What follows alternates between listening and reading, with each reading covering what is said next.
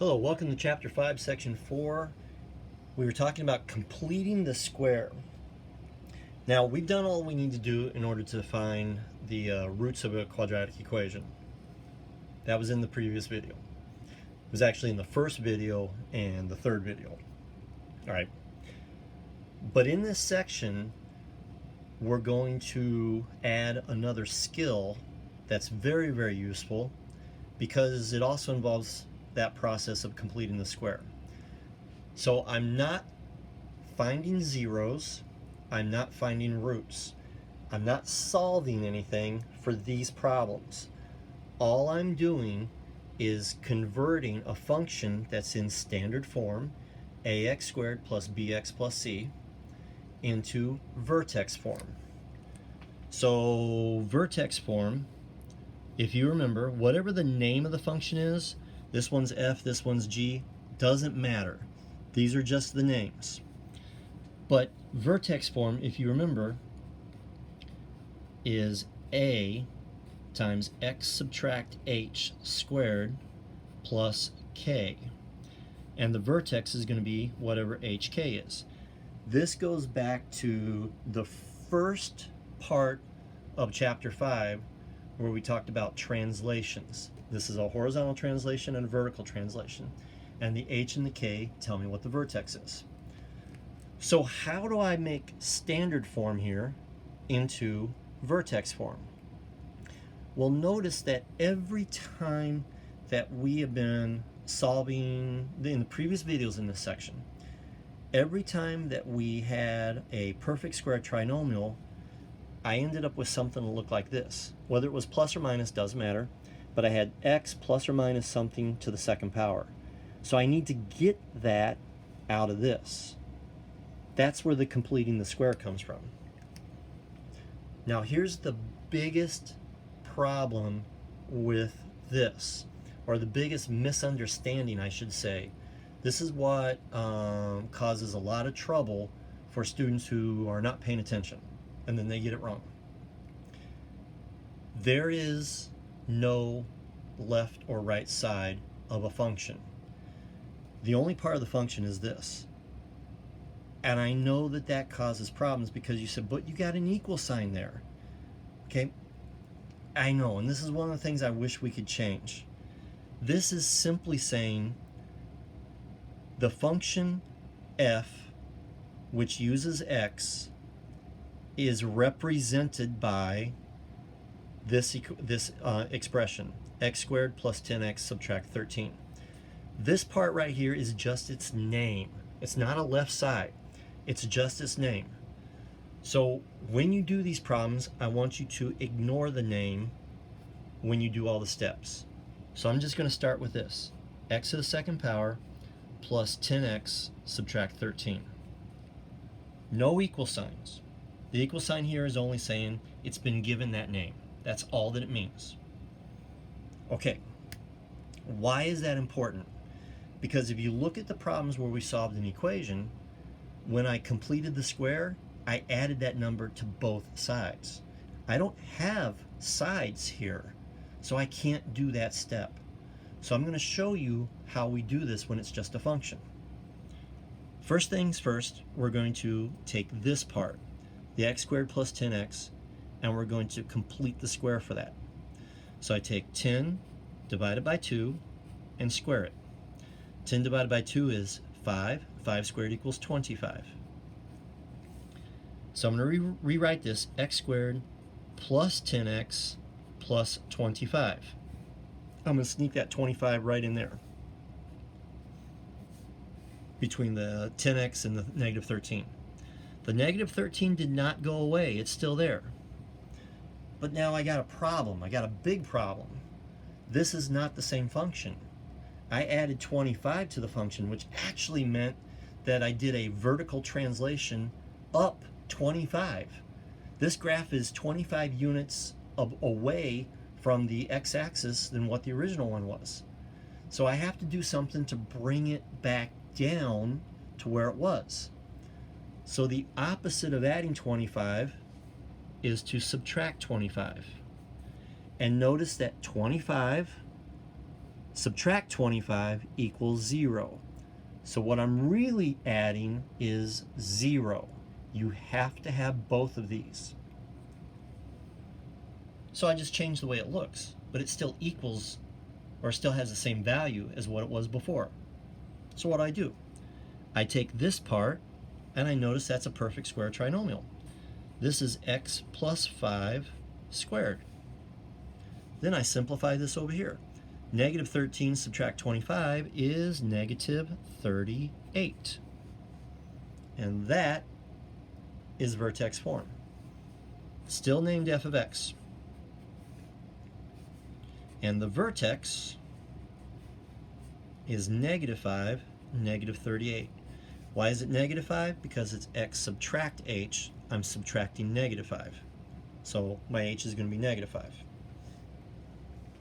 Okay, now I'm going to do something that is going to look a little weird at first. I'm going to skip this problem, and I'm going to do another problem that looks like this one before I take on this one. All right, I'll come back. I'm not going to ignore that.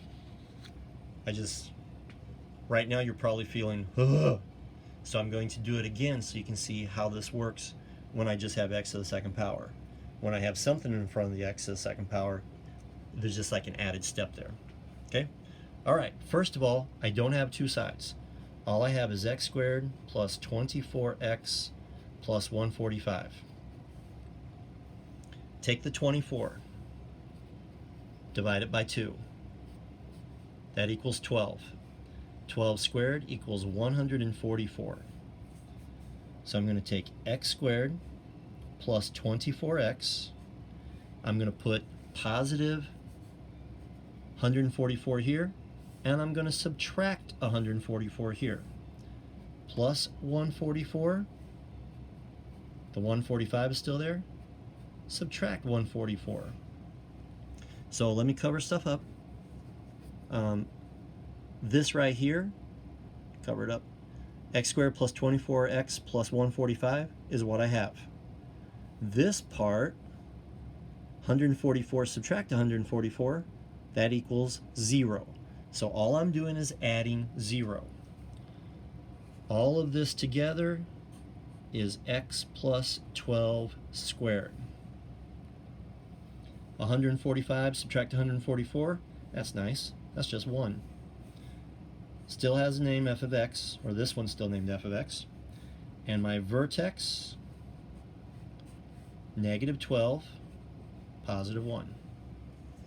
Okay, now I'm going to go back and do these two problems. Why are they harder than the other ones? Because of that and that.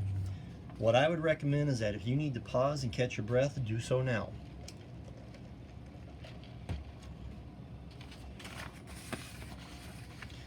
All right, let's go.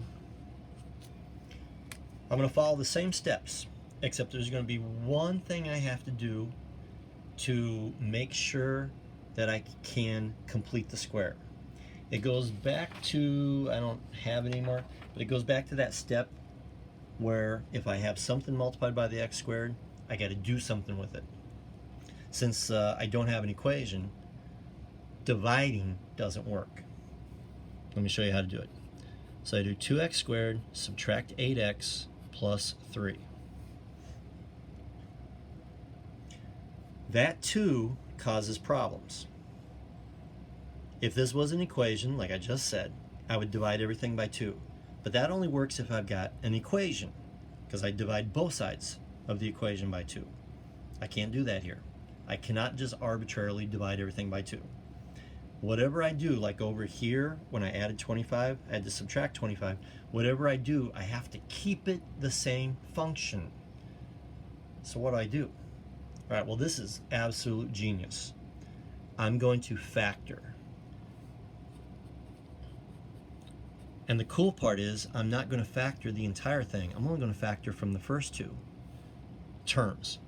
So I got 2 times x squared, subtract 4x, but I left the 3 alone. I only put parentheses around the x squared, subtract 4x. Now, again, one of the philosophies in math, or one of the concepts that shows up a lot, is when we do things forward, it seems okay. But when we do things backwards, That's where we have trouble. I see that so many times. So what we did was backwards. But if you look at it, go from here to here as if I was multiplying. 2 times x squared is 2x squared, and 2 times negative 4x is negative 8x. I pulled out a 2 from both of these x terms, the x squared and the x. Now it leaves this on the inside, able for me to complete the square. And again, pause it and rewind that if that did not make sense. You're going to see me do it again with the next problem. All right, now check this out. I have 2, that did not go away. X squared subtract 4x plus something, plus 3 minus something. I'll go ahead and put that minus in there. It's actually plus a negative, but I just want you to see I'm going to add something, I'm going to subtract something. Negative 4, I'll write it over here. Negative 4 divided by 2 is negative 2. Negative 2 squared is positive 4, so that's positive 4. But wait. So many students get this wrong because they go, oh, 4, put a 4 here. What goes here is negative 8. Pause the video. Figure out why I put a negative 8 there. Now, if you did pause it and you came back at this point, or if you never paused it at all, I'm still talking. The reason why it's a negative 8 is because I did not add 4. I added 2 times 4. So I actually added 8. And when I added 8, I need to do the opposite, so I had to subtract 8. This becomes 2 times x subtract 2 squared equals, subtract 5. And again, this one's called g of x. And that's vertex form. My a is 2, my h is also 2, and my k is negative 5. So my vertex is going to be 2, negative 5. Now it's going to be good if you see another one of those, so let's do it real quick. Again, I'm going to write this whole thing down without the g of x equals. 5x squared subtract 50x plus 128. OMG. I'm going to factor a 5 from the first term and the second term. This becomes 5 times x squared subtract 10x. The 128 was not involved in that operation. Now I'm going to complete the square. 5 times x squared subtract 10x plus something plus 128 subtract something. Negative 10 divided by 2 is negative 5. Negative 5 squared equals 25. So this is 25. Since I added 25 here, I probably want to subtract 25 here, but that's not what happened. I actually added 5 times 25. These parentheses mean multiply. So I got 5 times x squared, which is 5x squared, 5 times negative 10x, which is negative 50x, 5 times 25 is 125. So I added 125.